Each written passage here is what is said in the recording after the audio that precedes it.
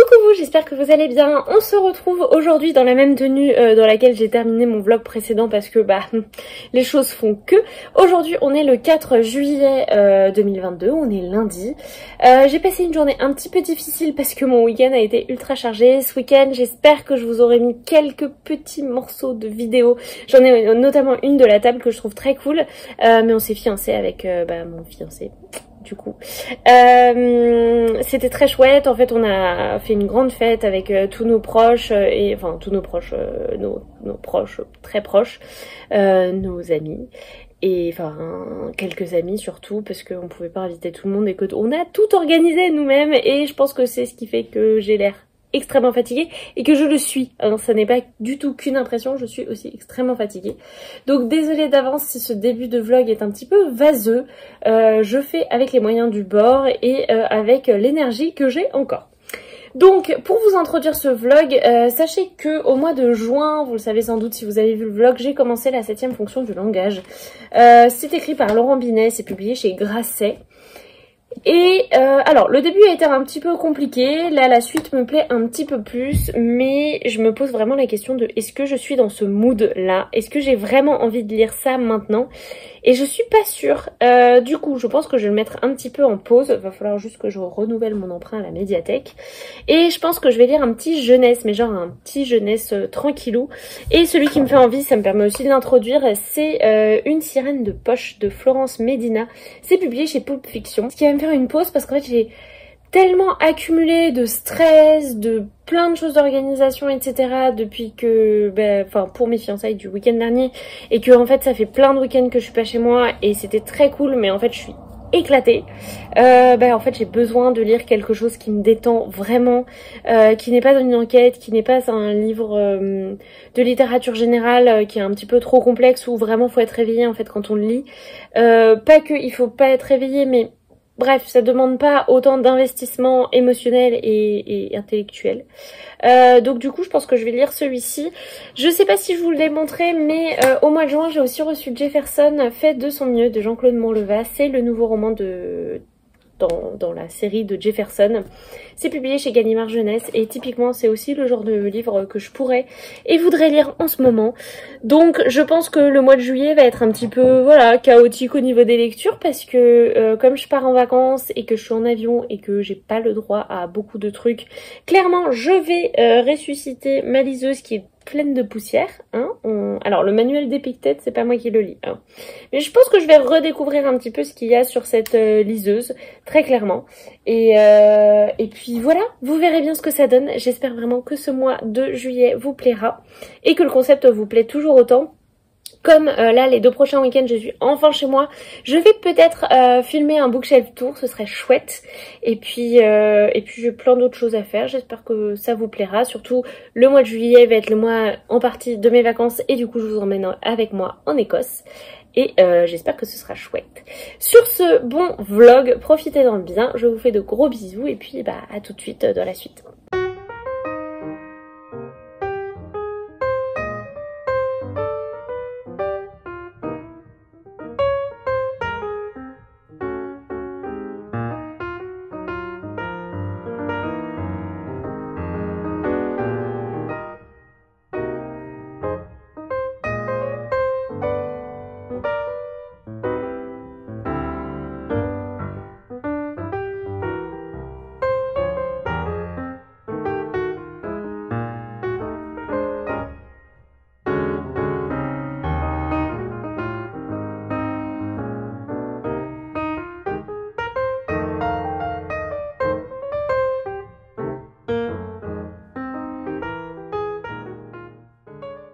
Coucou mes petits loups, j'espère que vous allez bien. Je vous retrouve aujourd'hui, on est le lundi 11 juillet déjà.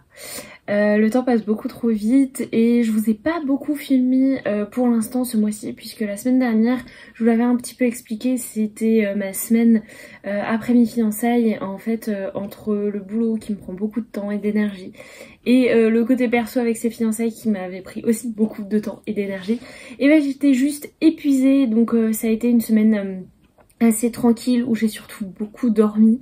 On est quand même allé au cinéma voir Maverick, Top Gun. Vendredi soir, c'était vraiment trop cool, j'ai adoré ce film. Ce week-end on s'est reposé, on a notamment organisé notre voyage et nos vacances en Écosse. Ça je l'ai emprunté à la médiathèque et franchement je pense que c'était une trop bonne idée de le faire. Et il est possible qu'on parte avec si le poids dans notre valise nous le permet. Du coup voilà, en vrai c'est le livre que j'ai le plus avancé on va dire pendant toute la semaine parce que voilà, j'avais pas beaucoup d'énergie à dépenser autrement. Et en vrai, c'est pas plus mal. Ce que je voulais aussi vous dire au niveau de mes lectures, c'est que samedi matin, j'ai vérifié un petit peu ce qu'il fallait que je rende à la médiathèque ou non, et je me suis rendu compte que j'étais en retard dans tous mes rendus. J'ai prolongé le guide du routard parce que je vais en avoir besoin pour mon voyage, mais en fait, ça m'a motivée à abandonner tout simplement la 7e fonction du langage de Laurent Binet. Je vous l'avais expliqué je crois, je le lis dans le cadre de mon travail un petit peu puisque on va adapter la 7e fonction du langage en bande dessinée. Mais c'est pas du tout ce que j'ai envie de lire en ce moment, c'est pas du tout... Je sais pas si on peut dire que c'est mon style ou j'ai du mal encore à savoir si c'est pas le moment de lire ce genre de livre pour moi parce que trop alambiqué, parce que l'auteur va chercher vraiment des choses qui me fatiguent, des références sociologiques que je n'ai pas et je trouve qu'il s'adresse comme ça à une élite et ça m'énerve un peu, ça me crispe. En partie parce que j'ai pas toutes les références et les références que j'ai je sais pas, genre j'ai jamais été fan de sociaux en plus, donc je sais pas, il y a un truc qui me crispe dans ce roman et donc du coup j'ai décidé de l'abandonner. Je lirai la BD qu'on sortira, qui sera sans doute beaucoup plus facile d'accès quand elle sortira au mois d'octobre prochain, octobre ou novembre, je sais plus. Mais voilà, j'ai décidé de laisser tomber, mais je me suis lancée dans un petit jeunesse qui me plaît énormément. Il s'agit de La Clé des Champs d'Audrey Follo, c'est publié chez Gallimard Jeunesse. C'est le lauréat du concours qui avait gagné La Passe Miroir et les Mystères de la Rispem. C'est le concours du premier roman organisé par Gallimard Jeunesse et Télérama. Et RTL aussi. Et donc du coup je me suis lancée cette semaine là-dedans. Comme vous pouvez le voir, j'ai plutôt bien avancé. C'est une super chouette histoire. J'ai du mal à savoir encore s'il va s'agir d'une série ou si c'est un one-shot.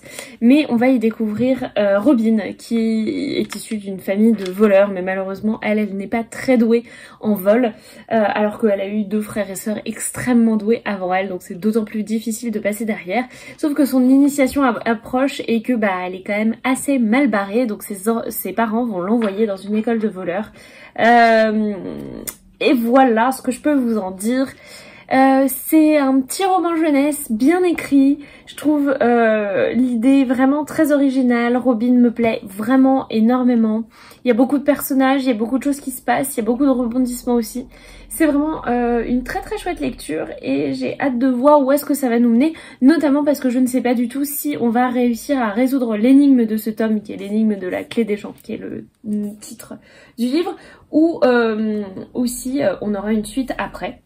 Je sais pas du tout, mais en tout cas j'ai comme mission de terminer ce roman avant de partir en vacances parce que je pense que là je vais lire que des petits romans jeunesse que je vais pouvoir lire vite. L'idée c'est de les avoir finis avant de partir en vacances et pour partir en vacances je vais emmener ma liseuse, faut que je vois un petit peu ce que j'installe dessus et j'aimerais aussi emmener, mais ça dépendra un petit peu du poids dans ma valise, La maison dans laquelle de Mariam Petrosian que j'avais commencé l'année dernière quand je suis partie en vacances en Italie et j'étais arrivée à la moitié pendant les vacances d'été et j'ai ressenti un petit peu ce besoin de passer à autre chose et de lire autre chose que La maison dans laquelle, de refermer un petit peu cette porte mais temporairement, j'avais laissé un petit peu un pied dedans et du coup je serais curieuse et j'aimerais beaucoup reprendre ma lecture et pourquoi pas terminer La maison dans laquelle cette année. Donc voilà, j'aimerais beaucoup faire ça, on verra ce que ça donnera, je sais pas du tout si je vais arriver à faire ce que je viens de vous dire, mais c'est une ambition. Sur ce mes petits loups, je pense que j'ai assez parlé, je vous laisse avec la suite des images, vous allez peut-être avoir un petit peu de ma semaine qui va pas être absolument passionnante, mais ce soir on va voir Elvis au cinéma, on va manger chez mes parents jeudi, enfin voilà, il y a des trucs un petit peu tranquilles en fait, c'est ce dont j'avais envie pour cette dernière semaine avant les vacances. Et puis bah je vous dis à très vite et ça se trouve je vous parlerai la prochaine fois en Écosse, on sait jamais. Allez, bah je vous dis à plus tard et profitez bien de ce vlog. Coucou mes petits, j'espère que vous allez bien. Je pensais pas vous reprendre spécialement ce soir, mais finalement je suis toute seule, donc je me suis dit que ça valait le coup. Aujourd'hui on est le 12 juillet, donc le mois avance terriblement vite. Mais écoutez, ça avance. Et j'avais très envie de vous montrer un nouvel accessoire de l'été. Regardez-moi ces lunettes de soleil. Fallait que je change mes lunettes de vue, qui sont des lunettes que j'utilise que au boulot, donc vous me voyez rarement avec. Mais du coup j'avais une paire de solaires offertes et celles-ci sont vachement plus foncées que celles que j'avais déjà. Et du coup bah elles protègent vachement plus le regard et je l'ai trouvé cool. Donc voilà, j'ai pris celle-là. Et pour vous donner un petit peu ma tête maintenant au boulot, ça va donner ça. Si j'arrive à les ouvrir. Joli plan, n'est-ce pas? Hop. Et voici, je les trouve très jolies. Ça me plaît beaucoup. J'aime beaucoup quand elles sont assez légères, mais sur le haut, elles ont un côté un peu sympa. Bref, voilà. C'est juste que j'avais envie de vous montrer mes lunettes. Voilà. On est le 12 juillet et du coup, comme ce soir, je suis toute seule. J'hésite grandement sur le programme de ma soirée, à savoir soit je regarde un épisode des Bridgerton, parce que c'est les Bridgerton et que j'ai très envie de poursuivre, soit je bouquine, soit je fais les deux. Mais est-ce que je serais capable de faire les deux, sachant qu'il est déjà 19h43, qu'il faut que je me fasse à manger, même si c'est une petite salade, parce que clairement il fait genre 30 degrés dehors, chez moi on est monté déjà à 26. Donc comment vous dire que clairement je suis pas prête à manger vraiment énormément. Donc on va voir un petit peu, mais l'idée c'est que je vous montre un peu le programme de ma soirée qui va sans doute être quand même fait à base de pas mal de lectures. Surtout que j'avance vachement bien dans la clé des champs, que j'ai moins de 100 pages je crois qu'il me reste, donc du coup ça va un peu se jouer vraiment entre les deux. Donc je vais vous montrer tout ça. Voilà, j'ai rien de plus à vous dire, mais là je vais vous montrer mon chat et après je vous laisse profiter de ce vlog. Un petit mignon. Oh, regardez-moi cette boubouille. Je gratte. Mon bébé.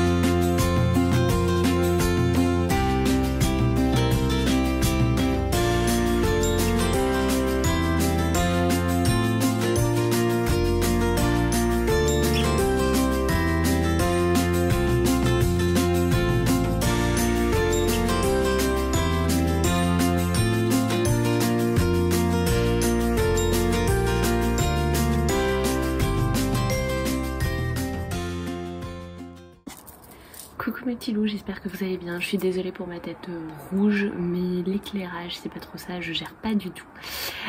Puisque je ne suis pas chez moi, vous l'avez vu, je vous ai mis beaucoup en fait d'images de mon voyage en Écosse. Et du coup je me suis dit que peut-être que je pouvais vous faire un petit update de mes lectures quand même.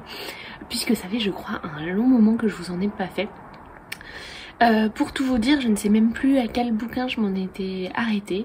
Tout ce que je peux vous dire là, parce que voilà, j'ai à nouveau les choses un petit peu bien en tête, c'est que juste avant de partir en Écosse pour mes vacances, j'ai lu pas mal de graphiques parce qu'en fait j'avais terminé un gros bouquin et ensuite j'ai lu que des petits livres et vraiment sur la fin j'ai lu des graphiques pour être sûre de pouvoir commencer un bouquin ici et ne pas me retrouver un petit peu sans rien en plein milieu du voyage. Donc avant les vacances j'ai notamment lu Spy X Family, le tome 6 que j'ai absolument surkiffé. Vraiment je trouve que c'est une série de mangas absolument géniale tout simplement. J'ai lu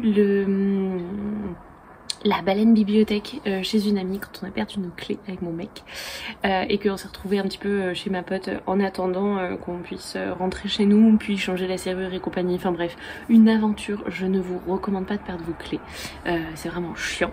Et donc du coup elle m'a fait découvrir cette BD que j'ai trouvé absolument magnifique. J'ai commencé Géante aussi que j'ai emprunté à la bibliothèque de ma ville et pour l'instant c'est une BD que je trouve très bien. C'est pas du tout le genre de BD ou de roman graphique qu'on dévore en quelques heures. Loin de là, je trouve que en fait chaque chapitre apporte quelque chose et que du coup faut prendre un petit peu le temps de le lire. Avant ça j'ai lu un petit jeunesse qui s'appelait Le garçon qui pensait qu'on ne l'aimait plus, que j'ai trouvé très très bien fait, très joli, très poétique et aussi très empreint d'enfance en fait. Je trouve que parfois les livres jeunesse on sent vraiment qu'ils ont été écrits par des adultes. Ici c'était pas du tout le cas. Bien au contraire, je trouve que l'auteur se mettait vraiment dans la peau de l'enfant et c'était vraiment très joli. J'ai lu un autre petit jeunesse avant, il y a eu La sirène de poche que j'ai trouvé mignon mais je sais pas, il m'a pas autant touché que Le garçon qui pensait qu'on ne l'aimait plus. Vraiment, il y a eu un petit peu cet effet de c'était joli mais il manquait un petit peu de poésie pour moi dans celui-ci. Et avant, en roman un petit peu plus important, j'ai lu La clé des champs, qui est le dernier roman qui a gagné le prix RTL et Gallimard Jeunesse et Télérama.